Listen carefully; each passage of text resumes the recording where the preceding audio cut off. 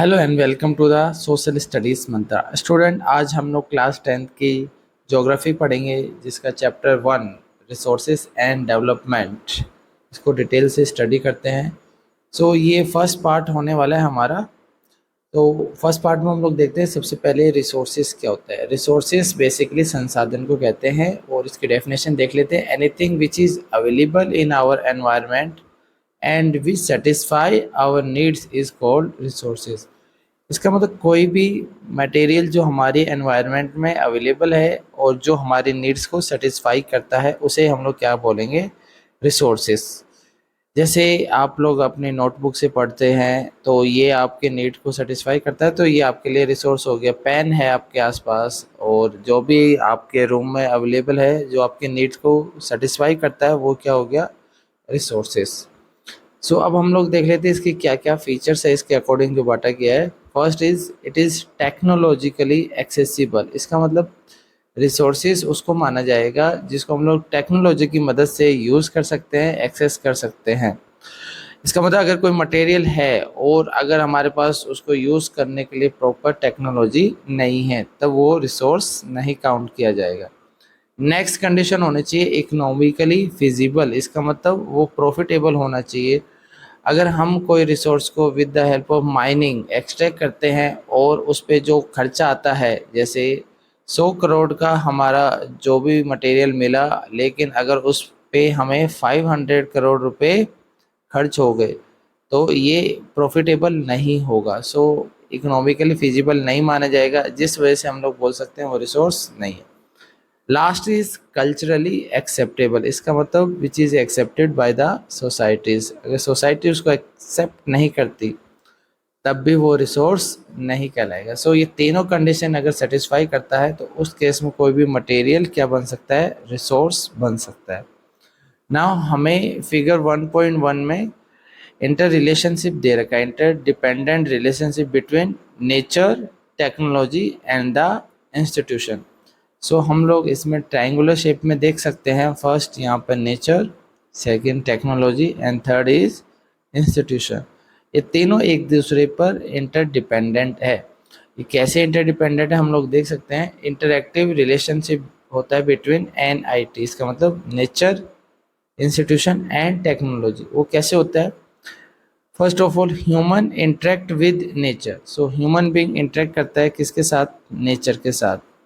And through technology, इसके अलावा technology की मदद से। एंड इट क्रिएट इंस्टीट्यूशन, और इससे क्या क्रिएट करता है, इंस्टीट्यूशन। हम लोग बोल सकते हैं तीनों एक दूसरे पर इंटरडिपेंडेंट है। और इसका बेनिफिट क्या होगा, फॉर एक्सीलरेट इकोनॉमिक डेवलपमेंट। इसका मतलब इकोनॉमिक डेवलपमेंट की स्पीड को इंक्रीज किया जा सकता है। हमें अब नेक्स्ट रिसोर्सेज के टाइप्स दे रखे हैं। First natural resource, next is human resource. पहले बात कर लेते हैं ह्यूमन को डिवाइड किया गया है structures and institution, second according to quantity and quality. Now अब हम लोग देख लेते हैं नेचुरल रिसोर्सेज। नेचुरल रिसोर्स में सबसे पहली कैटेगरी आती है renewable, next is non renewable. वैसे रिन्यूएबल वो होते हैं जिसको दोबारा से रीजनरेट किया जा सकता है, और नॉन रिन्यूएबल जिसको दोबारा से रिन्यू नहीं किया जा सकता। बट हम लोग अकॉर्डिंग टू दिस चार्ट हम लोग देखते हैं। First is continuous, second is biological. और बायोलॉजिकल को भी 2 पार्ट्स में डिवाइड किया गया है, natural vegetation that is forest, and next wild life. Now non renewable को भी 2 कैटेगरीज में डिवाइड किया गया है। First is recyclable, that is metals. Second category is non-recyclable, that is fossil fuels. Basically हमें 8th क्लास में आपने पढ़ा होगा टाइप ऑफ रिसोर्सेज 3 कैटेगरी के थे। फर्स्ट इज जो नेचुरल रिसोर्स होते हैं, सेकंड ह्यूमन रिसोर्स, क्योंकि ह्यूमन भी एक रिसोर्स है। थर्ड ह्यूमन मेड रिसोर्स, इसका मतलब जो ह्यूमन बनाता है जिस रिसोर्स को। नाउ नेक्स्ट अब हम लोग देख लेते हैं जो पहले हमारी बुक में जो डिवाइड कर रखा था, लेकिन अब उसको सिलेबस से डिलीट कर दिया गया है। फिर भी ये इम्पोर्टेंट है, इसलिए हम लोग इसको एक बार डिस्कस कर लेते हैं। रिसोर्सेज को डिवाइड किया गया on different basis. First category on the basis of origin. Origin के बेस पे इसको 2 कैटेगरीज में डिवाइड किया गया है। First is biotic and next is abiotic. Biotic means जिसमें लिविंग थिंग्स आती है, which have life. Non biotic या फिर एबायोटिक मीन्स नॉन लिविंग, जिसके अंतर्गत आता है। सो हम लोग इसको अब आगे समझते हैं। Biotic it includes living things और abiotic it includes non living things जैसे रॉक या मेटल। और बायोटिक के एग्जाम्पल क्या हो सकते हैं, flora and fauna. Now next category हम लोग देखते हैं on the basis of exhaustibility. Exhaustibility का मतलब जो समाप्त हो जाते हैं। इसके अकॉर्डिंग टू कैटेगरीज है। First is renewable, second is non renewable. So अगर हम लोग इसको डिवाइड करते हैं, फर्स्ट रिन्यूएबल कौन से होते हैं, विच कैन बी रिप्रोड्यूस और रीजनरेट, जिसको दोबारा से हम लोग रिप्रोड्यूस कर सकते हैं या फिर रीजनरेट कर सकते हैं। और नॉन रिन्यूएबल कौन से होते हैं, which can not be reproduce और रीजनरेट, और इसके अलावा it takes millions of years to produce, या फिर इसको बनने में काफ़ी साल लग जाते हैं। अब हम लोग इसके एग्जांपल देख लेते हैं, सोलर के, विंड, फॉरेस्ट और वाटर। सो ये रिन्यूएबल के एग्जांपल क्या क्या है, solar energy, wind energy, forest और वाटर। नॉन रिन्यूएबल की क्या एग्जांपल है, जैसे fossil fuels, coal, petroleum and the natural gas. आप लोग इसको फिगर के थ्रू समझ सकते हो। रिन्यूएबल रिसोर्सेज के क्या क्या एग्जांपल है यहाँ पे, solar energy, wind energy, hydro energy, geothermal energy and biomass energy. और उधर हम लोग देख सकते हैं नॉन रिन्यूएबल रिसोर्सेज के, जैसे fossil fuel, coal, petroleum and natural gas. इसके अलावा मेटल्स और न्यूक्लियर, ये भी किस में आते हैं, नॉन रिन्यूएबल में। Now next category on the basis of ownership. Ownership के बेस पर हम लोग डिवाइड कर सकते हैं। ओनरशिप मीन्स मालिक कौन है। सो फर्स्ट कैटेगरी आते हैं इसमें इंडिविजुअल रिसोर्सेज। इंडिविजुअल का मतलब होता है कोई भी privately own by any individual और ए पर्सन। किसी भी रिसोर्सेज को अगर कोई प्राइवेटली ओन करता है तो उसे क्या बोलेंगे, इंडिविजुअल रिसोर्स। जैसे हम लोग एग्जांपल ले सकते हैं, जैसे आपका हाउस है, कार है, ये सब क्या माना जाएगा, individual resources. So owned privately by the individual. Now next category community.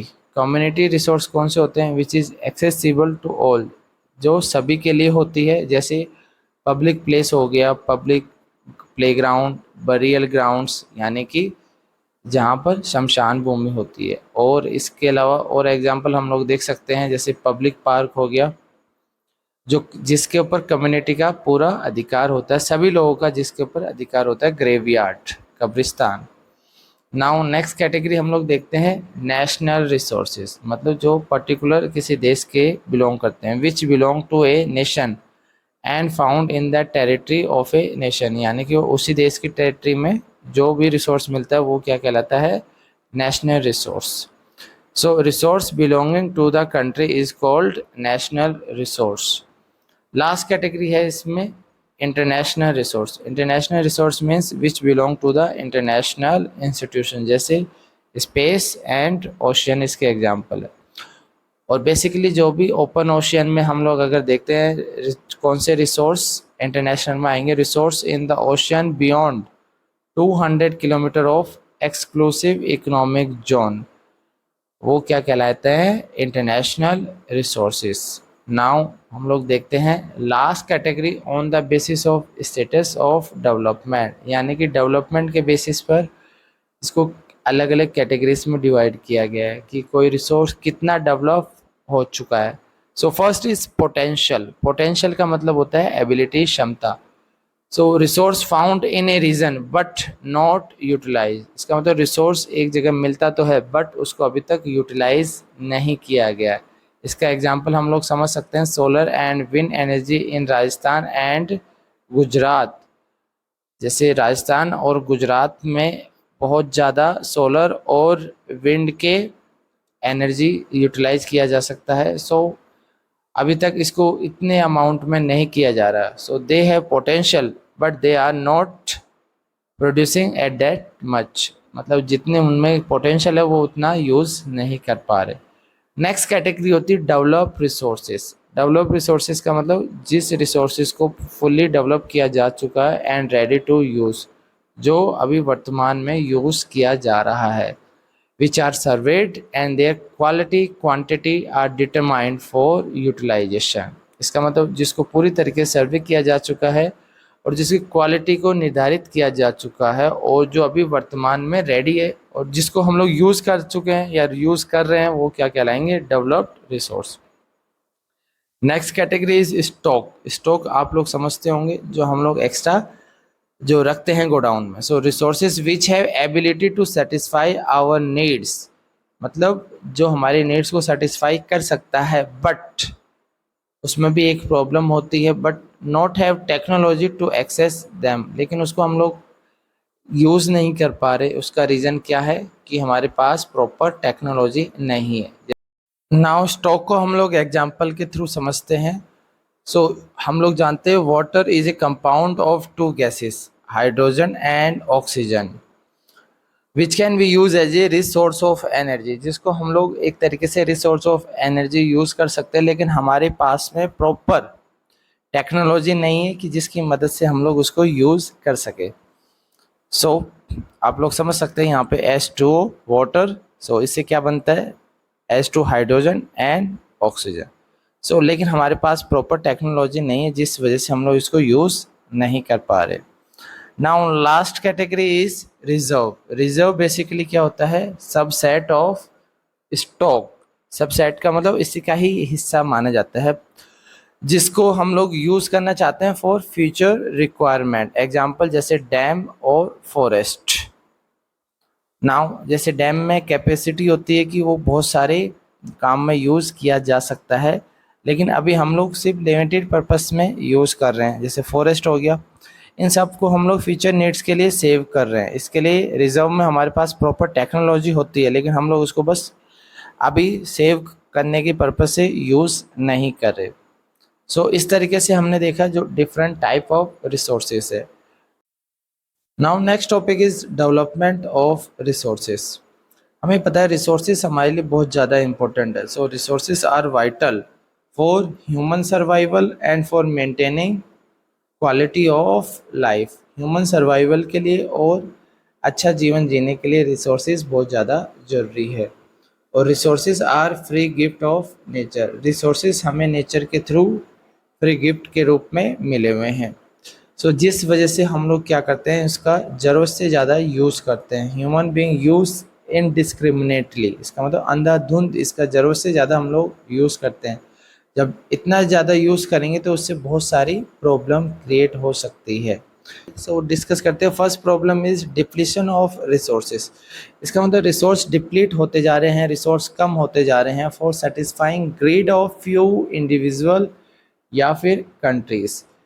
कुछ लोगों के लालच के कारण जो रिसोर्सेज है वो डिप्लीट होते जा रहे हैं। Next problem is accumulation of resources in few hands. अब जो भी रिसोर्सेज है कुछ ही लोगों के पास में एक्यूमुलेट यानी कि इकट्ठा होते जा रहे हैं, जिस वजह से हमारी जो सोसाइटीज़ है वो टू कैटेगरीज में डिवाइड हो चुकी है, rich and the poor. Now last problem is it led to global ecological crisis. इससे वर्ल्ड लेवल पे बहुत ज़्यादा प्रॉब्लम क्रिएट हो चुकी है, जैसे global warming. Next ozone layer depletion हो चुका है। Third environmental pollution and last is land degradation, यानी कि लैंड की क्वालिटी दिन प्रतिदिन खराब होती जा रही है। सो ये चार प्रॉब्लम है, global warming, ozone layer depletion, pollution and the land degradation. ये ग्लोबल इकोलॉजिकल क्राइसिस हो चुका है यहाँ पर। नाउ नेक्स्ट हम लोग टॉपिक देखते हैं अपना डेवलपमेंट ऑफ रिसोर्सेज, और इसमें हम लोग पढ़ेंगे सस्टेनेबल डेवलपमेंट। ये सबसे ज़्यादा इम्पोर्टेंट कॉन्सेप्ट है। सो सस्टेनेबल डेवलपमेंट का मतलब होता है कि डेवलपमेंट करना है, development but without damaging the environment. इसका मतलब डेवलपमेंट होना चाहिए लेकिन एनवायरनमेंट का नुकसान भी नहीं होना चाहिए। सो सस्टेनेबल डेवलपमेंट बात करता है सभी के डेवलपमेंट की, for development for all, and development should take place in such a way that it fulfill needs of the present generation। इसका मतलब डेवलपमेंट इस तरीके से करना है कि इससे जो प्रेजेंट जनरेशन है उसके नीड्स फुलफिल हो जाए without compromising the future generation needs, और जो फ्यूचर जनरेशन है उसकी भी कोई भी नीड्स कॉम्प्रोमाइज़ ना हो, और उसके लिए भी जो भी रिसोर्सेज है वो सारे के सारे सेव रहें। सो इसके लिए एजेंडा 21 ऑफ रियो कन्वेंशन हम लोग पढ़ेंगे। ये सस्टेनेबल डेवलपमेंट की बात करता है। सो आप इसको डायग्राम की मदद से भी समझ सकते हो कि हमें क्या करना है, हमारे जो भी रिसोर्सेज है उसको हमें बचाना है, प्रॉपर तरीके से डेवलपमेंट करना है। सो इससे क्या होगा, एनवायरमेंटल प्रोटेक्शन भी होगा और साथ के साथ इकोनॉमिक डेवलपमेंट भी होगा और लास्ट में हमारे सबका सोशल प्रोग्रेस भी होगा। नाउ अब पढ़ते हैं हम लोग, next topic is 1992 earth summit, जिसको हम लोग रियो कन्वेंशन भी बोलते हैं। ये अर्थ समिट कहाँ पे हुआ था, ब्राज़ील में, eight Rio de Janeiro.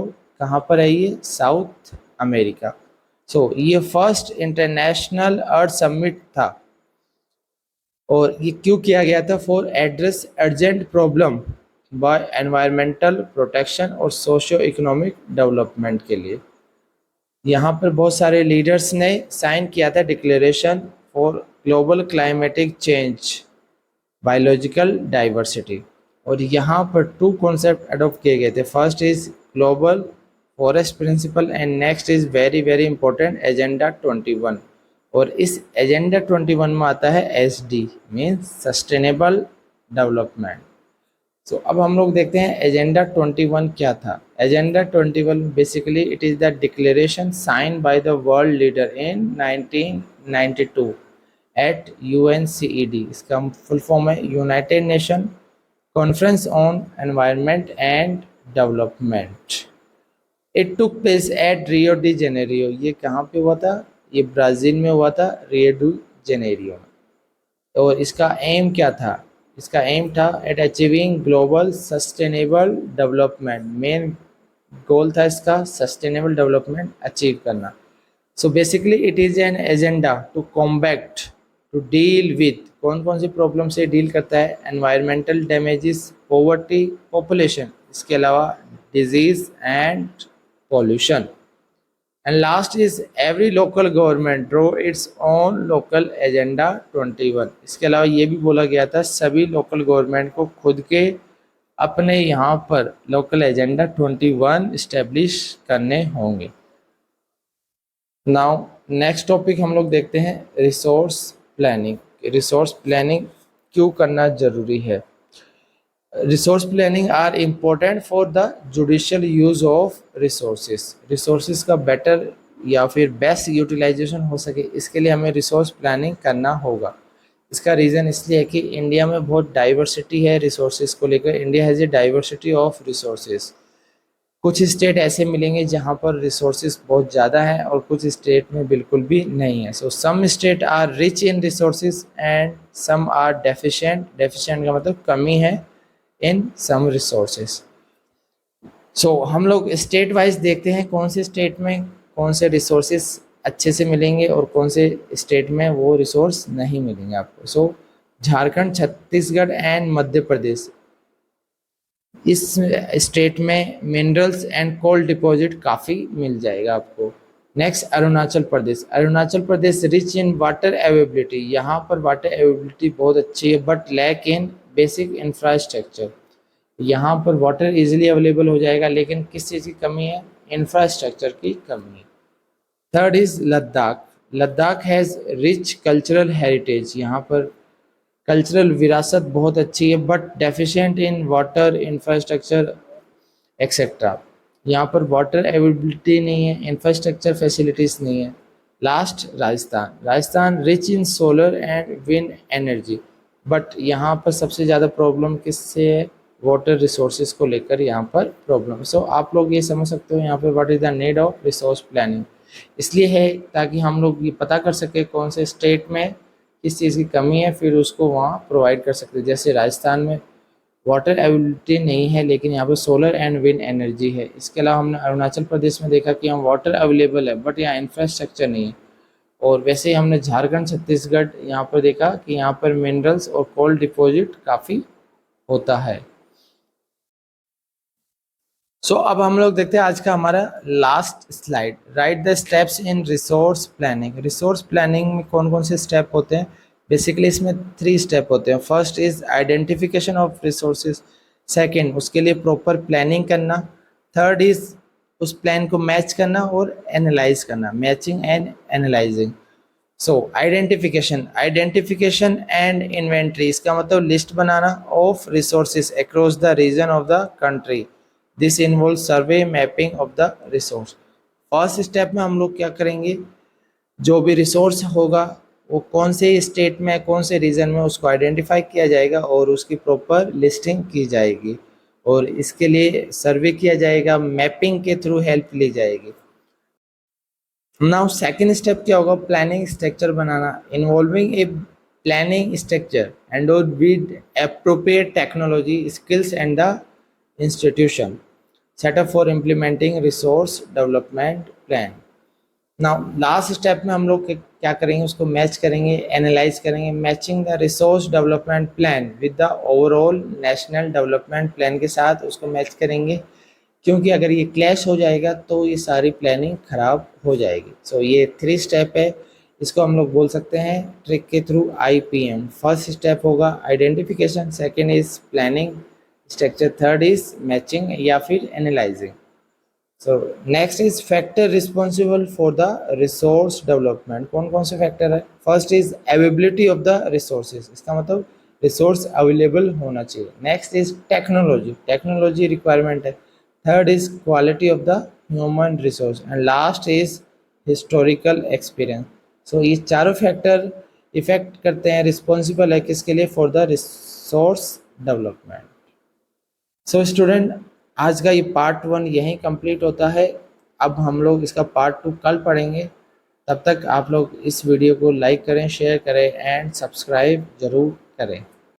Hello and welcome to the social studies mantra. Student, हम लोग क्लास 10 ज्योग्राफी चैप्टर 1 पढ़ रहे थे, जिसका आज हम लोग पार्ट 2 कंप्लीट करेंगे। आज के दिन की शुरुआत करते हैं और आज हम लोग पढ़ेंगे अपना टॉपिक कंजर्वेशन ऑफ रिसोर्सेज। आप लोगों ने पढ़ा होगा कंजर्व करना। कंजर्वेशन का मीनिंग हुआ सेव करना। Irrational consumption and over utilisation of resources lead to, अगर हम लोग ज़रूरत से ज़्यादा ओवर यूटिलाइज करेंगे रिसोर्सेज का तो उससे कई तरह की प्रॉब्लम क्रिएट हो सकती है। फर्स्ट प्रॉब्लम होगी socio economic problem and next problem is environmental problem. To overcome this problem we need resource conservation. इसीलिए हमें इन प्रॉब्लम से अगर ओवरकम करना है, अगर इनको सॉर्ट आउट करना है, तो हमें रिसोर्स को कंजर्व करने की ज़रूरत है। इसके लिए गांधी जी ने एक बार स्टेटमेंट दी थी, ये काफ़ी इंपॉर्टेंट भी है। There is enough for everybody's need and not for anybody's greed. इसका मतलब ये है कि सभी की ज़रूरतों के लिए तो हमारे पास काफ़ी रिसोर्सेज हैं, बट किसी के लालच के लिए हमारे पास इतने रिसोर्स नहीं है। उसका रीज़न गांधी जी ने ये कहा था, he placed the greedy and the selfish individual and exploitive nature of modern technology as the root cause for the resource depletion at the global level। Gandhi ji ने कहा था कि जो भी ग्रीडी और सेल्फिश जो नेचर होता है किसी भी इंडिविजुअल का, और जो मॉडर्न टेक्नोलॉजी होती है वो ज़्यादा एक्सप्लॉइट करती है, यही मेन रूट कॉज है, मेन रीज़न है किसका, रिसोर्स जो डिप्लीट होते जा रहे हैं यानी कि कम होते जा रहे हैं। And next he was against mass production. Gandhi ji किसके अगेंस्ट थे, mass production, and wanted to replace it with the production by the masses. और वो चाहते थे कि इसको रिप्लेस कर दिया जाए बाय द प्रोडक्शन, किसके थ्रू, मासेस के थ्रू।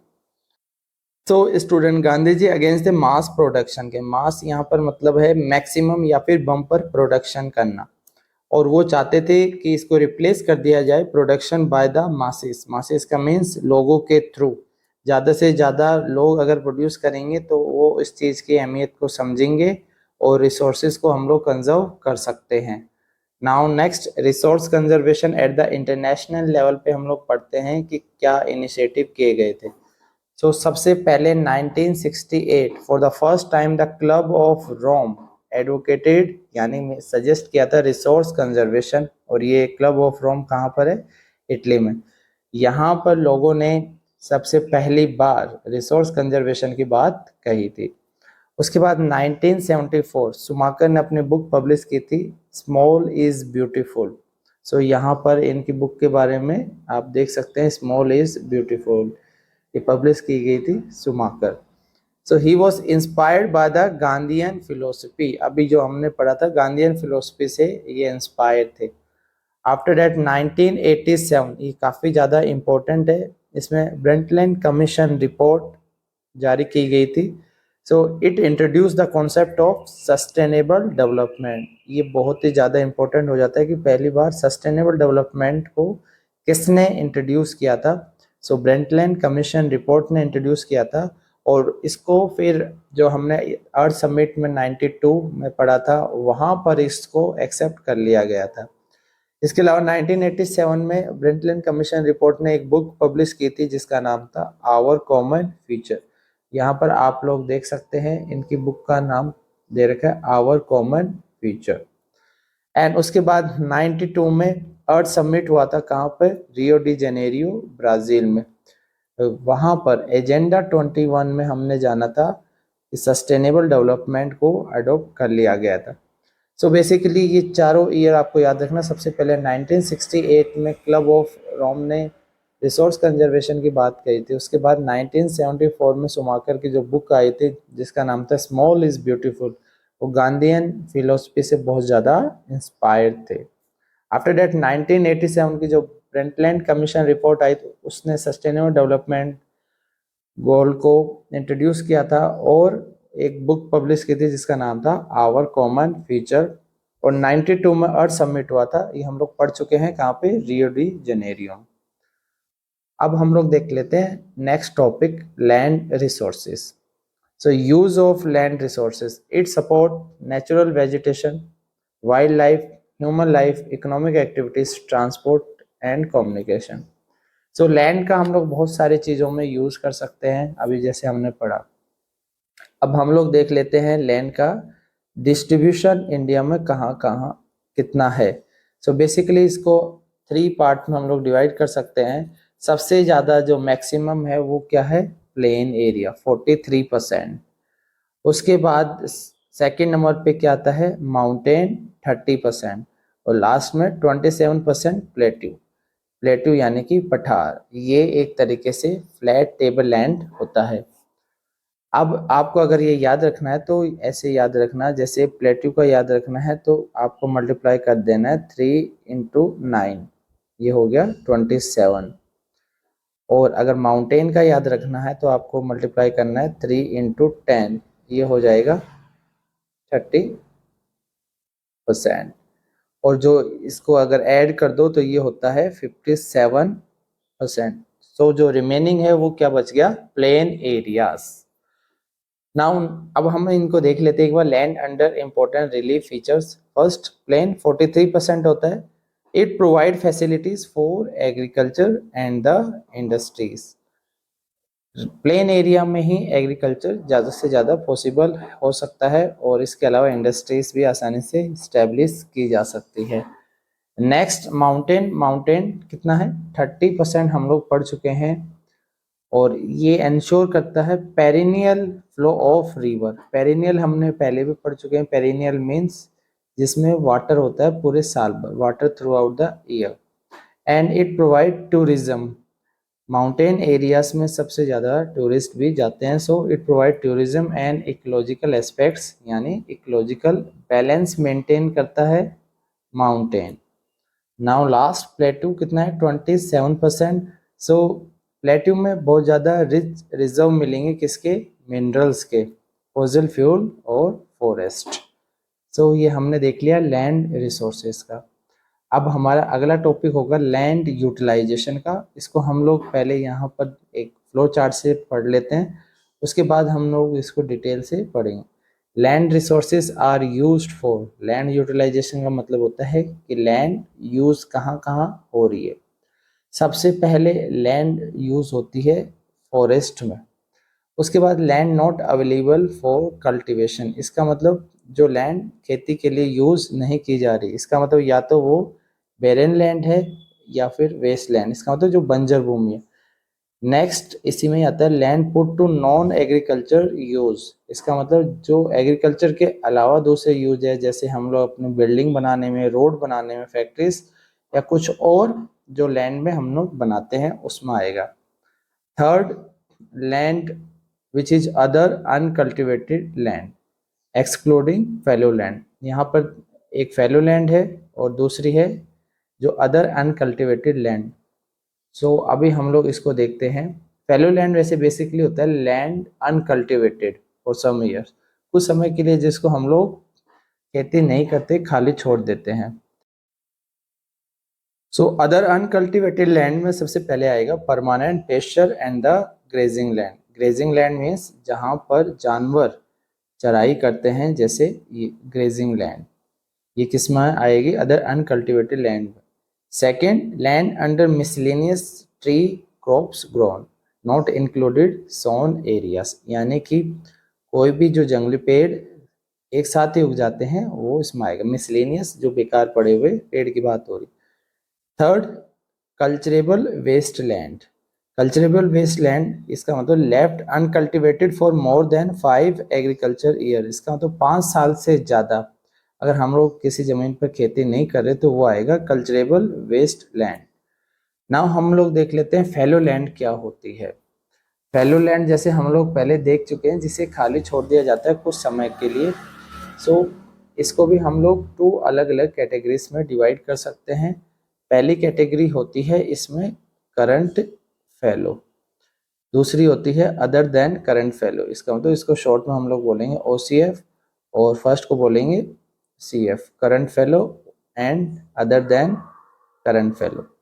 सो करंट फैलो वो होती है लेफ्ट अनकल्टिवेटेड फॉर 1 और लेस देन 1 एग्रीकल्चर ईयर, 1 साल या 1 साल से कम समय के लिए जिसको हम लोग खाली छोड़ते हैं वो कहलाएगा फैलो लैंड। और OCF होगा जो 1 to 5 ईयर्स यानी 1 से 5 साल के बीच में जिसको हम लोग खाली छोड़ देते हैं वो हमारा कहलाएगा OCF। सो अभी हमने ये तीनों कॉन्सेप्ट जाना। सबसे पहले जो करंट फैलो, करंट फैलो में कौन सी आएगी? जिसको हमने 1 साल या 1 से कम साल के लिए खाली छोड़ा है। उसके अलावा OCF, OCF means other than current fallow, ये होगी 1 to 5 ईयर्स। अगर ये 1 से 5 साल के बीच में किसी भी जमीन को हम लोग खाली छोड़ते हैं तो वो कहलाता है OCF। और अगर more than greater than 5 years है तो वो क्या कहलाएगा? CWL, इसका मतलब कल्चरल वेस्ट लैंड कहलाएगा वो, या फिर culturable waste land. Now last आता है net sown area. Sown area का मतलब कितने एरिया पर जो भी प्लांटेशन किया गया है। सो नेट सोन एरिया का मतलब होगा area sown at least once in a year, और इसी में आता है एक वर्ड और, gross crop areas means sown more than once in an agriculture year plus net sown areas. अगर दोनों को हम लोग ऐड कर देते हैं तो कहलाता है ग्रोस क्रॉप एरिया। नाउ हम लोग इसको नोट्स के थ्रू समझते हैं। लैंड यूटिलाइजेशन अभी जैसे हमने पहले पढ़ा, सबसे पहला क्या होगा? फॉरेस्ट। उसके बाद land not available for cultivation, इसमें हमने 2 पार्ट्स में पढ़ा था, बैरन एंड वेस्ट लैंड, जो बंजर भूमि है वो कहलाएगी। उसके बाद नॉन एग्रीकल्चर यूज में आएगा जैसे बिल्डिंग, रोड, फैक्ट्रीज जो हम लोग बनाते हैं, land use for construction purpose. Third category हमने पढ़ी थी फैलो लैंड, जिसको हम लोग अभी खाली छोड़ देते हैं कुछ समय के लिए। इसको हमने 2 कैटेगरीज में पढ़ा था, CF current fallow and OCF other than current fallow. CF means जिसको हम लोग 1 या 1 से कम साल के लिए खाली छोड़ते हैं, और OCF मतलब 1 to 5 ईयर्स के लिए। नेक्स्ट पढ़ा था हमने अदर अनकल्टिवेटेड लैंड, जिसमें permanent pasture and grazing land, grazing land जिसमें जानवर चराई करते हैं वो आएगा। उसके बाद जो मिसलेनियस ट्री क्रॉप्स ग्रूव्स ये पढ़ा था, एंड इसमें लास्ट देखा था जो कल्चरेबल वेस्टलैंड, जो 5 साल से ज़्यादा जिसको हम लोग खाली छोड़ देते हैं वो कहलाता है।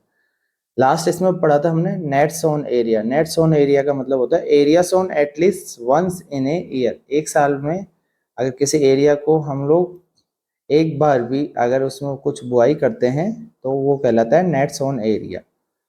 सो अगर इसी में एक कॉन्सेप्ट और आता है gross crop area. Gross crop area means area sown more than once in an agriculture year plus उसमें जो भी नेट सोन एरिया है अगर दोनों को जोड़ दिया जाए, यानी ग्रोस का मतलब होता है यहाँ पर टोटल कर दिया जाए तो ये कहलाएगा अपना ग्रोस क्रॉप एरिया। सो हम लोग पिक्चर के थ्रू समझ सकते हैं ये फैलो लैंड की फोटो है और यहाँ पर ये ग्रुप्स जो ट्रेस उग जाते हैं एक लाइन में। नाउ नेक्स्ट हम लोग देखते हैं, कुछ हमें कंपैरिजन करने के लिए दे रखा है ईयर 1960, 61 एंड 2014 एंड 15। इसमें कितना इंक्रीज हुआ है और कितना डिक्रीज हुआ है आप लोग देख सकते हैं। सबसे पहले अगर हम लोग देखें, जो फॉरेस्ट है वो कितना था पहले 18%, और 2014 एंड 15 में कितना है 23.3%। इसका मतलब ये हुआ जो फॉरेस्ट एरिया है वो क्या हो गया, इंक्रीज हो गया। सो आपको ये डेटा याद बिल्कुल नहीं रखना, आपको बस ये चेक करना है कि वो इंक्रीज हुआ है या फिर डिक्रीज हुआ। उसके बाद सेकंड डेटा है बैरन एंड अनकल्चरेबल वेस्टलैंड, ये इंक्रीज हुआ है या फिर डिक्रीज हुआ है। ये पहले कितना था, ये भी 18% के आसपास था, लेकिन 2014 में ये क्या हो गया है, ये रिड्यूस हो गया है। सो बैरन लैंड यानी फिर जो बंजर भूमि है वो क्या हो गया है, रिड्यूस हो गया है। सो ये एक अच्छी बात है। इसी में थर्ड दे रखा है area under non agriculture use. Non agriculture use का एरिया ये पहले 4.9% था, अब ये इंक्रीज हो चुका है 8.7%। इसका मतलब ये पहले के मुकाबले इंक्रीज हो चुका है। तो इसका रीज़न ये है क्योंकि अब हम लोग बिल्डिंग्स, फैक्ट्रीज ये ज़्यादा से ज़्यादा इस्टेब्लिश कर रहे हैं, जिस वजह से ज़्यादा नॉन एग्रीकल्चर यूज़ का एरिया बढ़ता जा रहा है।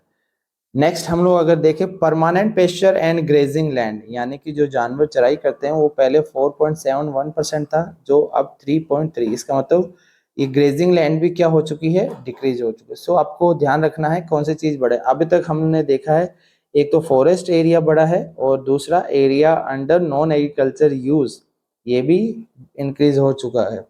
नाउ नेक्स्ट हम लोग देखते हैं जो मिसलेनियस ट्री क्रॉप्स ग्रुप्स, ये पहले के मुकाबले जैसे 1.5% था और ये 1%, इसमें ज़्यादा फर्क नहीं आया, फिर भी ये क्या हो चुका है, ये भी डिक्रीज हो चुका है। नाउ नेक्स्ट हम लोग देखते हैं कल्चरेबल वेस्ट लैंड, जो अभी मैंने बताया था जिसको 5 साल से ज़्यादा समय के लिए हम लोग खेती नहीं करते। ये पहले कितना था, 6.3% था, उसके बाद ये हो चुका है 4%। इसका मतलब कल्चरेबल वेस्ट लैंड भी डिक्रीज हो चुका है। नेक्स्ट हम लोग देखते हैं fallow other than current fallow. So ये अगर हम लोग देखते हैं 3.5% था, ये 3.6, ये लगभग लगभग थोड़ा बहुत इंक्रीज हुआ है। इसका मतलब इंक्रीज हुआ है, ज़्यादा इसमें भी फर्क नहीं है। इसमें अब हम लोग देखते हैं करंट फेलो। अगर करंट फेलो को देखते हैं तो पहले 3.73% था, ये 4.9, ये भी इंक्रीज हो चुका है।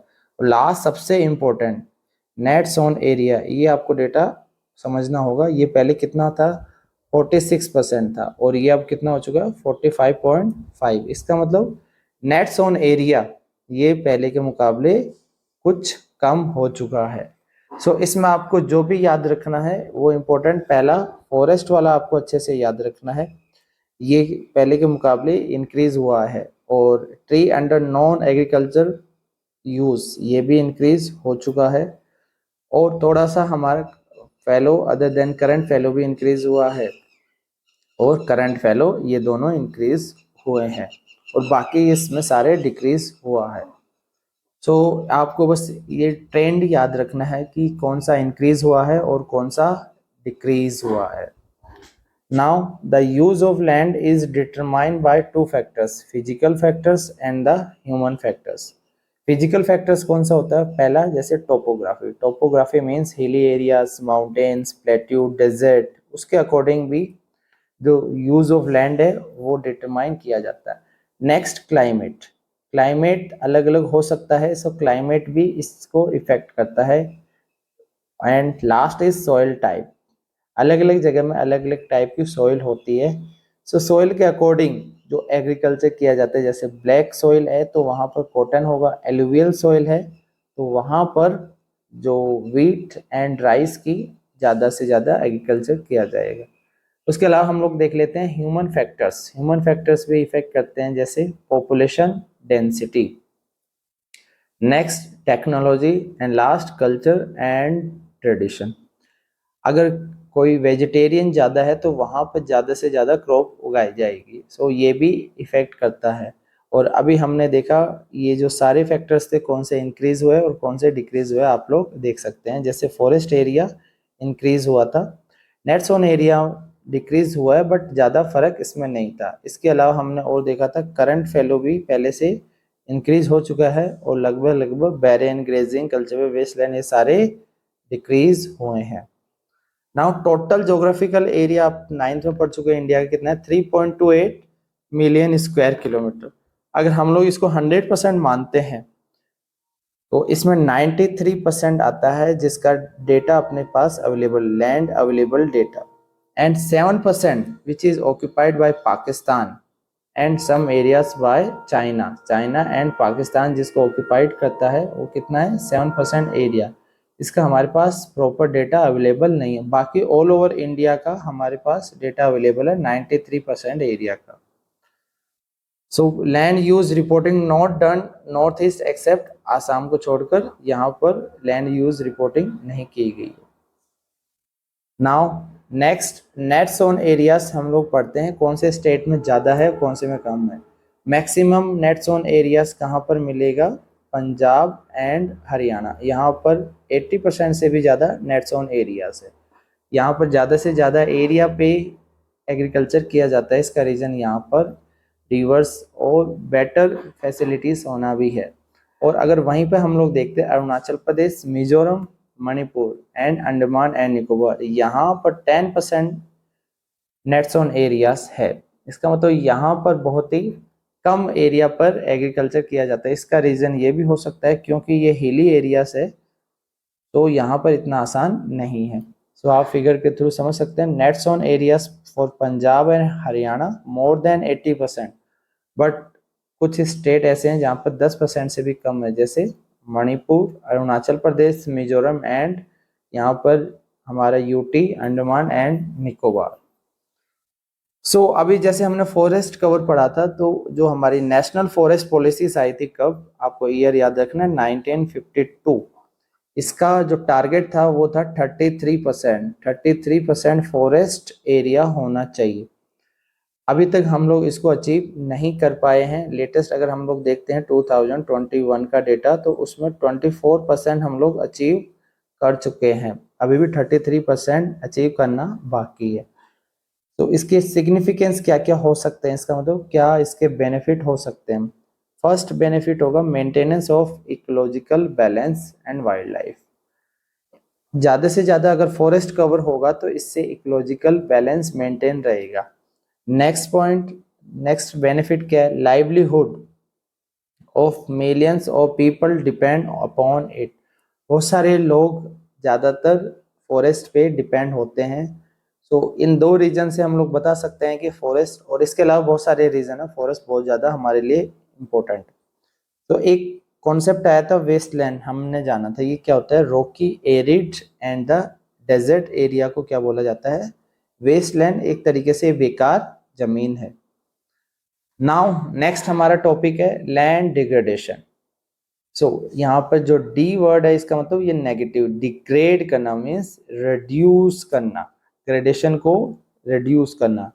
इट मीन्स लैंड डिग्रेडेशन, यहाँ पर ये वर्ड आ गया तो इसका मतलब हुआ reduction of the land quality. Land quality कमजोर होना, खराब होना क्या कहलाएगा, land degradation. So continuous use of land over a long period of time without taking appropriate measures to conserve and manage it has resulted in the land degradation। इसका मतलब ये है कि जब हम लोग लगातार लैंड को काफ़ी समय तक यूज़ करते हैं और कोई भी अप्रोप्रिएट अगर मेजर्स नहीं लेते हैं उसको कंजर्व करने के लिए या फिर उसको प्रॉपर तरीके से मैनेज करने के लिए, तो इसका परिणाम ये देखा गया है कि वो जो लैंड है वो डिग्रेड हो जाती है। तो इसलिए हमें ज़रूरी है कि कुछ स्टेप बीच में हम लोग ले सकें ताकि उसको अच्छे से कंजर्व किया जा सके। नाउ हम लोग जानते हैं कि इसके क्या क्या रीज़न हो सकते हैं लैंड डिग्रेडेशन के। What are the causes of land degradation. So आपको इसके जो कॉजेज है वहीं अगर हम लोग इसको इम्प्रूव कर दे तो इसका सॉल्यूशन भी बन जाएगा। सो फर्स्ट रीज़न है ओवर इरिगेशन। ज़रूरत से ज़्यादा अगर पानी अगर हम लोग देते हैं तो उससे भी लैंड डिग्रेड होती है। इससे क्या होगा, ओवर इरिगेशन से सैलिनिटी बढ़ जाएगी। सो कुछ समय बाद वो लैंड डिग्रेड कर जाएगी। इस फोटो में देख सकते हैं यहाँ पर ओवर इरिगेशन किया जा रहा है। सो ओवर इरिगेशन से कुछ समय बाद में जो फसल है वो खराब होने के चांस है, जो सैलिनिटी इंक्रीज हो जाएगी।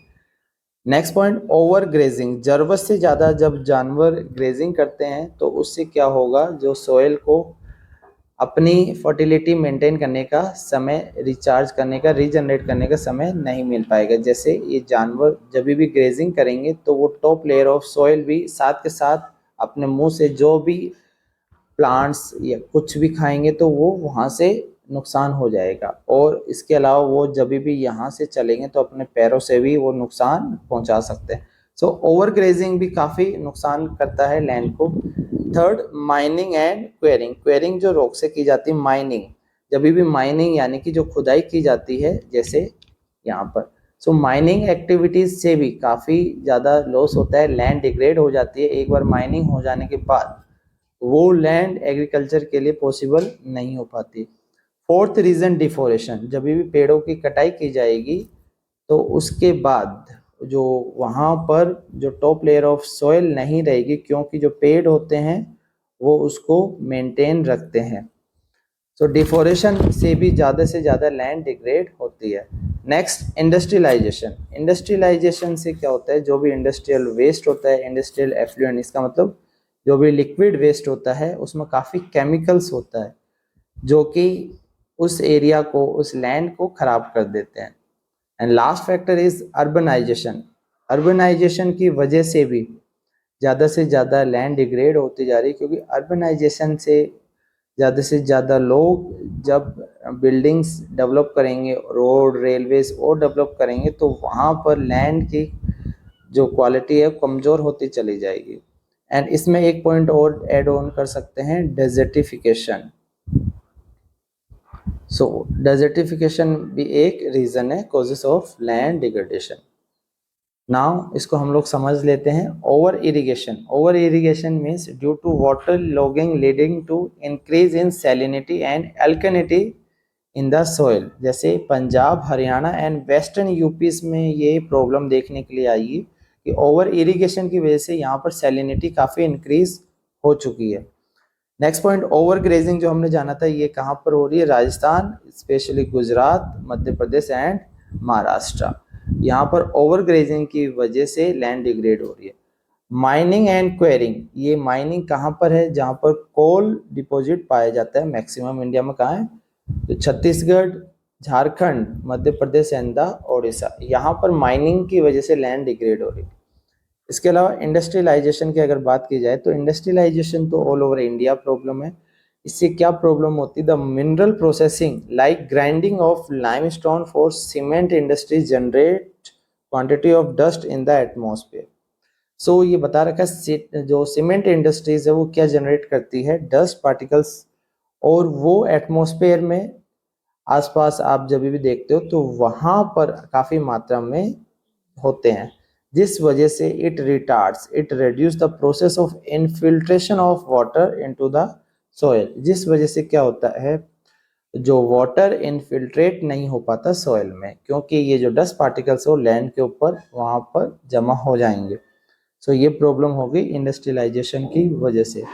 अब हम लोग जान लेते हैं कि इसकी क्या क्या सॉल्यूशन हो सकते हैं। Solving the problems of the land degradation.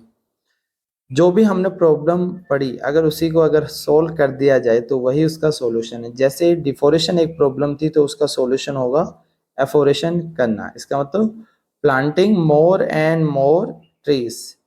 Planting trees, ज़्यादा से ज़्यादा अगर पेड़ लगाते हैं तो उससे क्या होगा, जो लैंड है वो डिग्रेड नहीं होगी।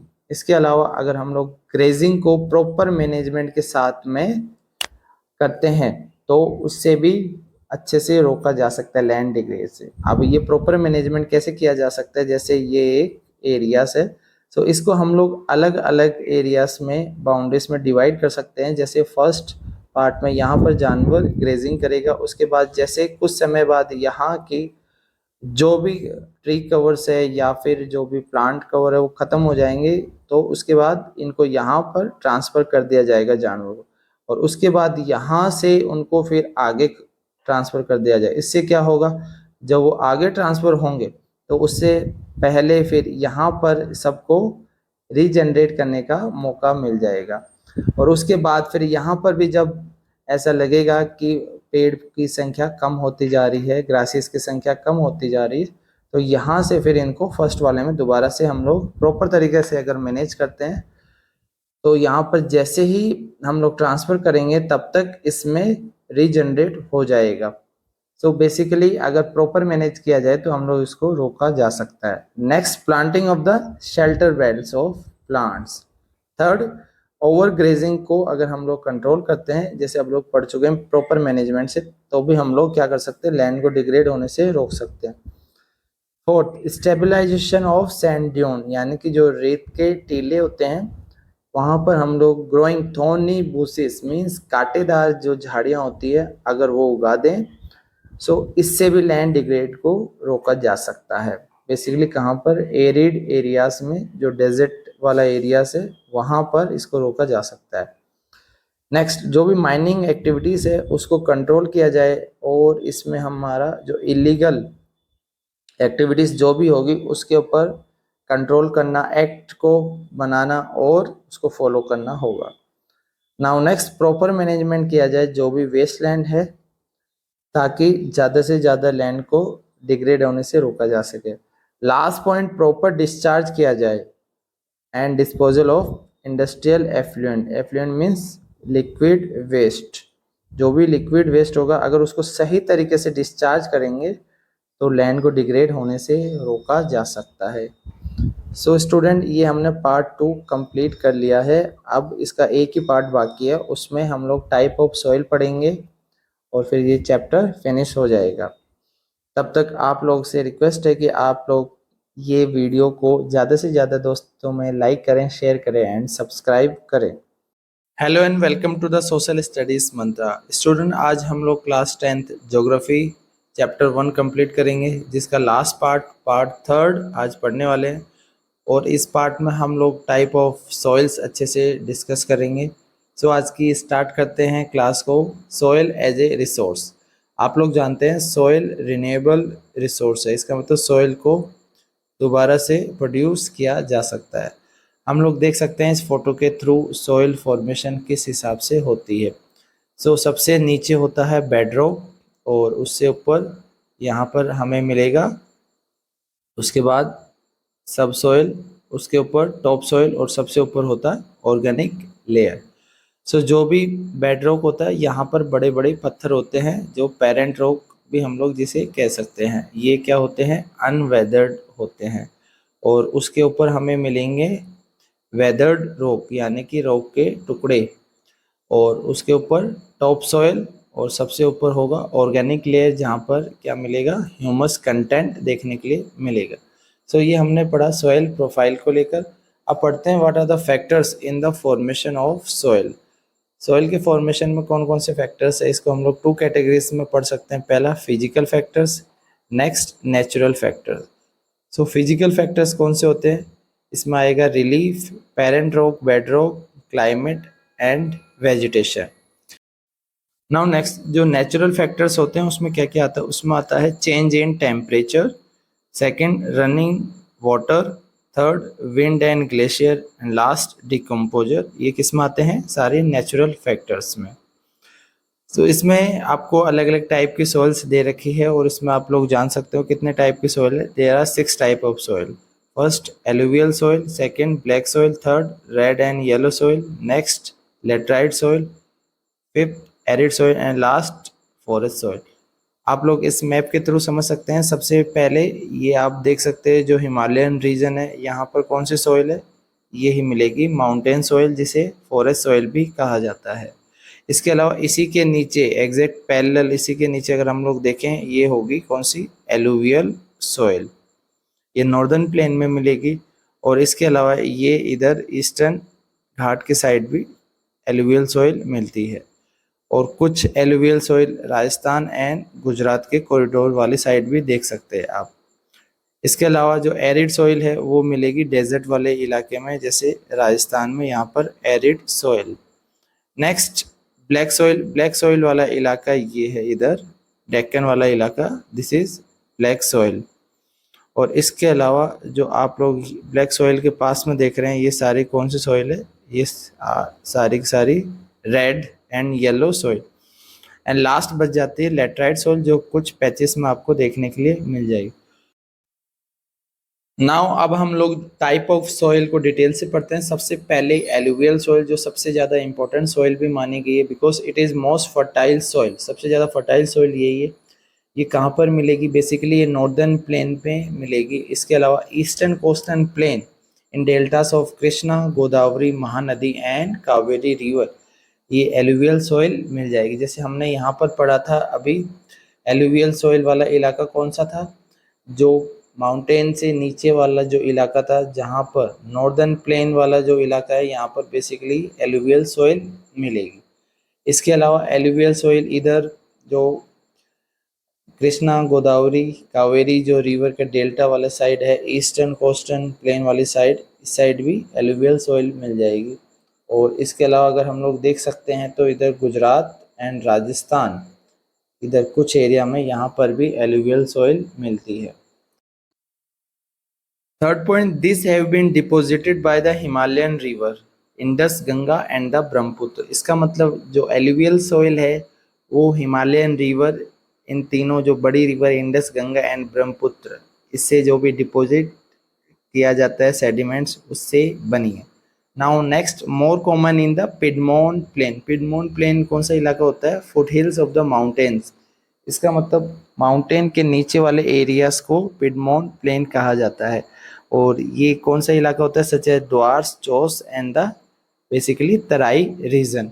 इसको हम लोग समझ सकते हैं, जैसे यहाँ पर ये माउंटेन जो इलाका है, इधर जो सबसे ईस्टर्न साइड है ये होगा द्वार्स, ऊपर वाला Chos and the last Terai region. Now next हम लोग देख लेते हैं according to the age alluvial soil के टाइप्स। बेसिकली टू टाइप्स है, बांगर एंड द खादर। सबसे ज़्यादा इंपॉर्टेंट है ये, इसके बीच में डिफ्रेंशिएट करने के लिए आता है। सो बांगर होता है basically it is an old alluvial soil. Khadar क्या होता है? Khadar it is a new alluvial soil. And next, it contain more kankar nodules. Bangar में ज़्यादा कंकर्ड नोड्यूल्स होते हैं। In Khadar it contain less kankar nodules. Next point, it does not have fine particles. क्योंकि इसमें कंकड़ नोड्यूल्स बहुत ज़्यादा है, इसलिए बांगर में फाइन पार्टिकल्स नहीं मिलेंगे। तो खादर में अगर हम लोग बात करते हैं, इसमें फाइन पार्टिकल्स काफ़ी मिलेंगे। नेक्स्ट, जो बांगर होती है वो लेस फर्टाइल मानी जाती है, और जो खादर होगी वो मोर फर्टाइल होगी। नाउ इसको हम लोग फोटो के थ्रू समझ सकते हैं, बांगर एंड खादर का। रिवर के जो पास वाला जो एरिया है वो कहलाता है खादर, और जो रिवर के जो दूर वाला एरिया है वो कहलाता है बांगर। सो खादर पे हर साल बाढ़ आती रहती है, बांगर जो फार अवे एरिया से। सो इसको हम लोग नेक्स्ट फोटो से समझते हैं। रिवर जब माउंटेन से ओरिजिन होती है, उसके बाद जब ये नीचे वाले इलाके में आती है तो सबसे पहले ये इलाका कहलाता है भाबर। भाबर ये फर्टाइल नहीं होता क्योंकि यहाँ पर काफ़ी बड़े मात्रा में नोड्यूल्स होते हैं। सो उसके बाद रिवर यहाँ पर एकदम से गायब हो जाती है और री एमर्ज होती है तराई रीजन में। तराई रीजन काफ़ी वेट स्वाम्पी एरिया होता है। उसके बाद next Bhangar region and last Khadar region. ये अभी हमने देखा, रिवर के जो पास वाला है इसका मतलब खादर विद फ्लड प्लेन, एंड जो बांगर है वो है आउटसाइड फ्लड प्लेन, यानी कि far away from river. And इस फोटो से भी आप समझ सकते हो ये हिमालयस, यहाँ से रिवर ओरिजिन हुई। उसके बाद भाबर, भाबर यहाँ पे बड़े बड़े पत्थर्स के नोडुल आपको मिल जाएंगे, और उसके बाद रिवर यहाँ पर गायब हो जाएगी और आगे तराई रीजन में आएगी, जहाँ पर काफ़ी ज़्यादा आपको नेचुरल वेजिटेशन मिल जाएगी। एंड नेक्स्ट रिवर जब फ्लो करती है, सो जो रिवर के जो पास वाला इलाका है ये खादर, एंड दूर वाला इलाका बांगर। सो अभी हमने जाना difference between Bhangar and Khadar. Now next, it is very fertile. So alluvial soil काफ़ी फर्टाइल होती है because it is rich in potash, phosphoric acid and lime. आपको याद रखना है कौन से कंटेंट में रिच होती है, potash, phosphoric acid and the lime. And it is ideal for sugar cane, paddy, rice, wheat and pulse. इसका मतलब व्हीट एंड पल्स में सबसे ज़्यादा सूटेबल कौन सी सॉइल है? Alluvial soil. तभी जो नॉर्दर्न प्लेन वाले इलाका है जैसे पंजाब, हरियाणा, वेस्टर्न यूपी, यहाँ पे सबसे ज़्यादा वीट का, राइस का प्रोडक्शन होता है। सो ये जो रीजन होता है इंटेंसिवली कल्टिवेटेड होता है एंड डेंसली पॉपुलेटेड होता है। यहाँ पर डेंस पॉपुलेशन पाई जाती है, मतलब बहुत घनी आबादी यहाँ पर देखने के लिए मिलेगी, क्योंकि काफ़ी ज़्यादा एग्रीकल्चर यहाँ पर किया जाता है। Now next type of soil देखते हैं, ब्लैक सॉइल। ब्लैक सॉइल ये भी काफ़ी ज़्यादा इंपॉर्टेंट है, कई बार इससे क्वेश्चन पूछा जा चुका है। It is also known as regur soil और ब्लैक कॉटन सॉइल। सबसे पहला क्वेश्चन यही आता है, ब्लैक सॉइल को और किस नाम से जाना जाता है? इसको रेगुलर सॉइल और ब्लैक कॉटन सॉइल बोलते हैं। सो इस फोटो में आप देख सकते हैं ये ब्लैक सॉइल की यहाँ पर फोटो दे रखी है। Now next, it is ideal good for growing cotton. Cotton के लिए सबसे बेस्ट कौन सी सॉइल मानी गई है? Black soil. इस फोटो में आप देख सकते हैं cotton. It is made up of lava flow. ये लावा फ्लो से बनी है। Which region in the Deccan trap area. Deccan trap area हम लोग समझ सकते हैं, जो डेक्कन प्लेटू है उसके इधर वेस्टर्न साइड ये कौन सा इलाका है? Deccan trap areas. Now next, they are found in the Maharashtra, Saurashtra, Madhya Pradesh, Malwa and the Chhattisgarh. इन रीजन में बेसिकली जो ब्लैक सॉइल मिलेगी। Next, they are made up of claying material. ये क्लेई मटेरियल से बनती है, इस वजह से they have capacity to hold moisture. ये मॉइस्चर को होल्ड कर सकती है। और ये किस कंटेंट में रिच होती है? Rich in calcium carbonate, potash, lime and lack in phosphoric acid. अभी हमने एलुवियल सॉइल के टाइम पे जाना था। एलुवियल सॉइल रिच होती है phosphoric acid, but black soil में फॉस्फोरिक एसिड की कमी होती है। नेक्स्ट इंपॉर्टेंट पॉइंट ये याद रखना, दे डेवलप डीप क्रैक। इसमें बड़े बड़े खड्डे हो जाते हैं, जैसे आप लोग देख सकते हैं ये यहाँ पर डीप क्रैक डेवलप हो चुके हैं ड्यूरिंग द हॉट वेदर। इसका मतलब जब गर्मी पड़ती है तो यहाँ पर काफ़ी डीप क्रैक हो जाएंगे। बट स्टिकी, चिपचिपी हो जाएगी व्हेन वेट। जैसे ही बारिश होगी ये बिल्कुल चिपचिपी हो जाएगी। इसको हम लोग जब आटा गूंथते हैं उसे समझ सकते हैं कि जब उसमें पानी मिलाया जाता है तब ये काफ़ी चिपचिपा हो जाता है, और जैसे ही कुछ समय बाद में ये क्रैक डेवलप हो जाते हैं यहाँ पर।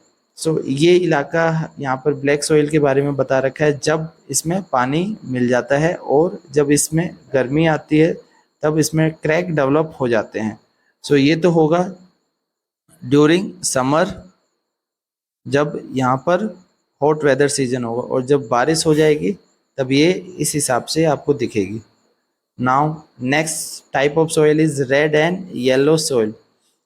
It is develop on igneous rock. ये कहाँ पर डेवलप होती है? इग्निशियस रॉक में, और in areas of low rainfall. Basically कहाँ पर ये सॉइल मिलेगी? लो रेनफॉल वाले इलाके में। इसको हम लोग मैप के थ्रू समझ सकते हैं।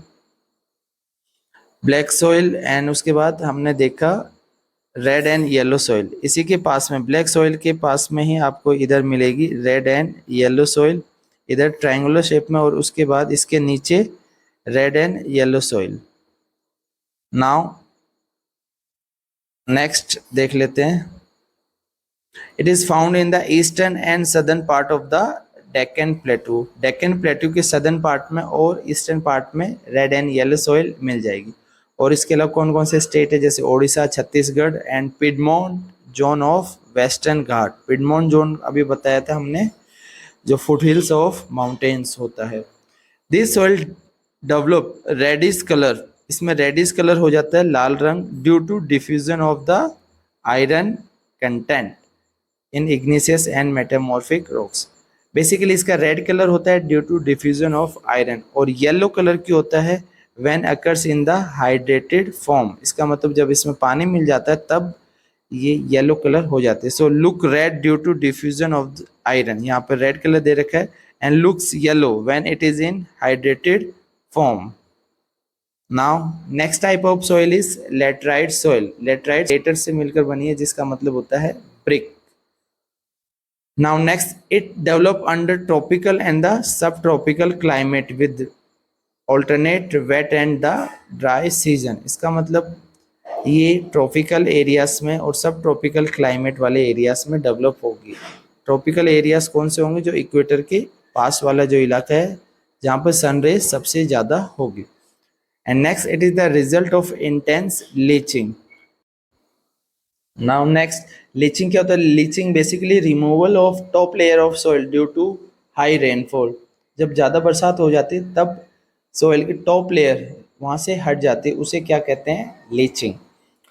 Next, it is deep to very deep and acidic. इसका पीएच लगभग 6 के आसपास होता है। So it is deficient in plant nutrient, जिस वजह से एसिडिक नेचर की वजह से इसमें प्लांट न्यूट्रिएंट्स कम मिलेंगे।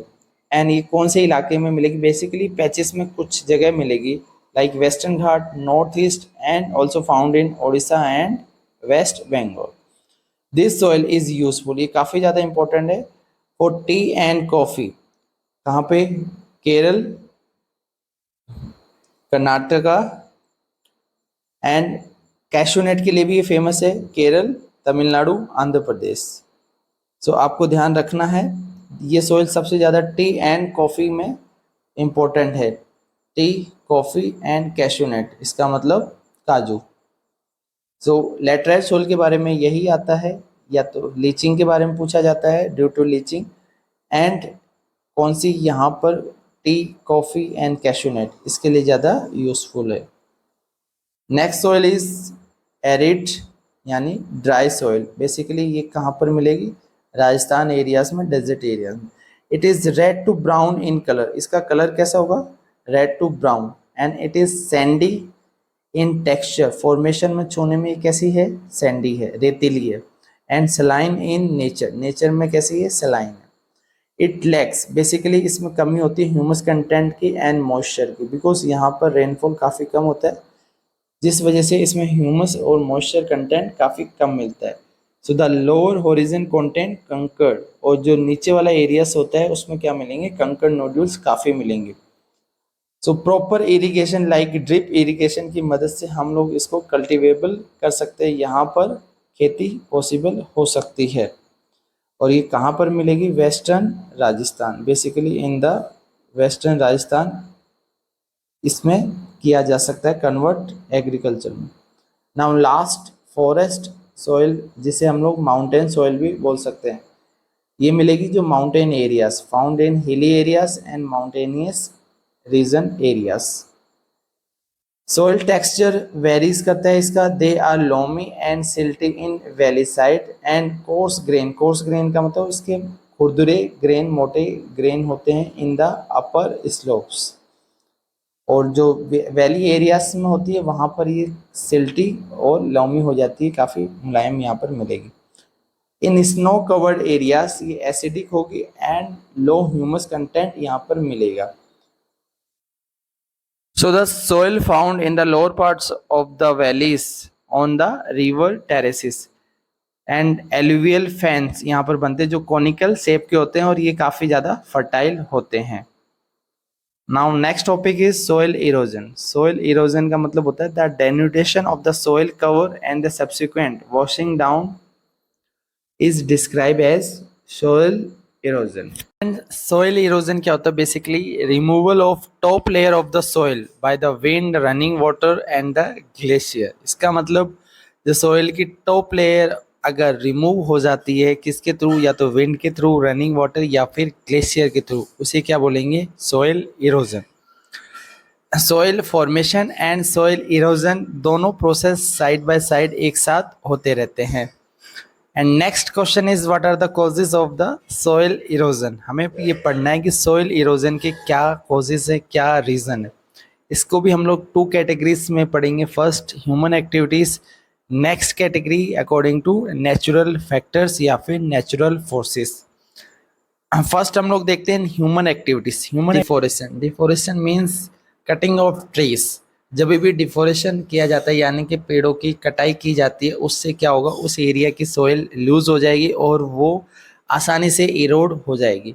नेक्स्ट आएगा इसी में ओवर ग्रेजिंग। जब ज़रूरत से ज़्यादा ग्रेजिंग होती है तो वहाँ की सोइल लूज हो जाएगी और वहाँ पर भी आसानी से सोइल इरोड हो जाएगी।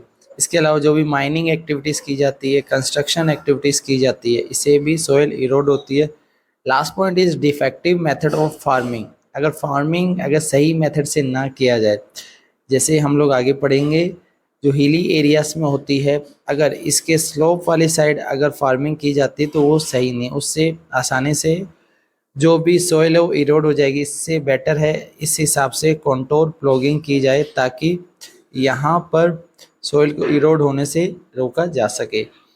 नेक्स्ट हमने जाना था नेचुरल फैक्टर्स क्या होता है, इसमें आएगा विंड, पहला wind, next glacier, last running water.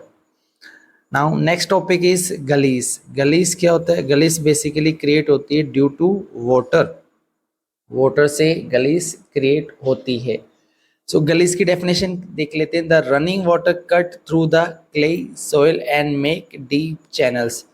जो रनिंग वाटर होता है वो क्या करता है? डीप चैनल्स क्रिएट करता है। जैसे यहाँ पर एक बीच में से खड्डा बन जाएगा, यहाँ पर भी आप देख सकते हैं। सो ये क्या है? ये है gullies. It is called ravine in the Chambal basin. Basically कहाँ पर है? एमपी। सो मध्य प्रदेश में चंबल बेसिन के पास में इसको क्या कहा जाएगा? इसी को ही, गलीस को ही रवाइन कहा जाएगा। It is bad for cultivation and is known as bad land. ये कल्टीवेशन के लिए अच्छी नहीं होती, इसलिए इसको बैड लैंड भी कहा जाता है। नेक्स्ट आता है सीट इरोजन। सीट इरोजन का मतलब होता है जब एक पूरी की पूरी सीट वहाँ से इरोड हो जाए मिट्टी की। जैसे हम लोग नोटबुक का एक पेज पूरा का पूरा अगर वो हटा दे, फाड़ दे, उस हिसाब से सीट इरोजन को भी समझ सकते हैं।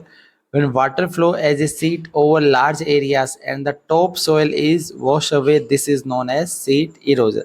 जैसे हम लोग यहाँ पर देख सकते हैं, यहाँ पर इसके बाद की जो पूरा जो इलाका है ये इरोड हो चुका है। सो जब एक पूरी की पूरी सीट यानी चद्दर की तरह पूरा का पूरा वॉश अवे हो जाए तो वो कहलाएगा सीट इरोजन।